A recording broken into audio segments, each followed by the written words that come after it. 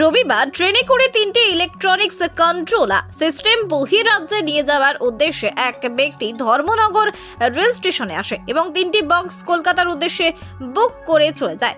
এদিকে মহকুমা পুলিশ আধিকারিক দেবাশিস সাহার কাছে খবর আসে ধর্মনগর রেল স্টেশন থেকে পার্সেলের মাধ্যমে কিছু গাঁজা পাচার হবে। সেই খবরের উপর ভিত্তি করে এই 3টি বক্স আটক করেন মহকুমা পুলিশ আধিকারিক। পরবর্তীতে ধর্মনগর জিআরপি পুলিশের সহযোগিতায় নিয়ে বক্সের মালিক পক্ষের সাথে আলোচনায় সোমবার মালিক এসে এই বক্স খুলে দেখাবে বললে পুলিশ তাদের সময় দেয়, কিন্তু মালিক পক্ষ সোমবার ধর্মনগরে না আসায় বক্স 3টি ভেঙে তার ভেতর থেকে 6 প্যাকেটে প্রায় 62 কেজি শুকনো গাঁজা উদ্ধার করে পুলিশ। এ মর্মে পুলিশ সুপার জানিয়েছেন উদ্ধারকৃত গাঁজার কালো বাজারে মূল্য 20 লক্ষ টাকা। আর এই পাচার চক্রের নামধাম সবকিছু পুলিশের হাতে উঠে এসেছে। তদন্তের স্বার্থে নাম প্রকাশ করা হয়নি। পরে উদ্ধারকৃত গাঁজাগুলি জিআরপি পুলিশের হাতে তুলে দেওয়া হয়। সাথে জিআরপি পুলিশ সুনির্দিষ্ট ধারায় মামলা হাতে নিয়ে তদন্ত শুরু করেছেন। প্রথমে আমি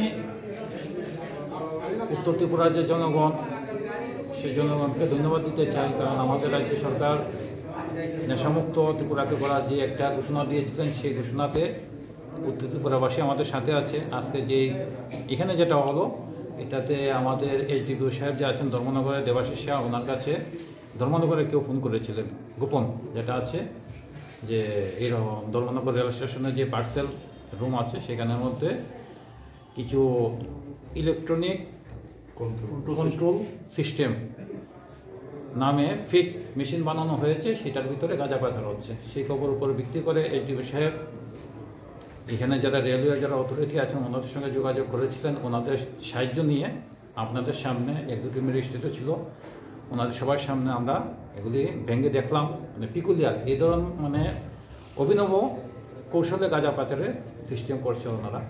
তবে ওনাদের যে সেই উদ্দেশ্য সফল হবে না, আমরা সজাগ আছি। আমরা উত্তর ত্রিপুরাবাসীকে নিয়ে আমরা নেশা বিরোধী অভিযান আমরা চালিয়ে যাব। কত কেজি গাঁজা হয়েছে? এখানে যেটা হয়েছে 61 কেজি। বাজার মূল্য কত? প্রায় 20 লাখ টাকার মতো হয়ে যাবে। ধর্মনগর প্রতিনিধি রিপোর্ট, লঙ্কাই টিভি।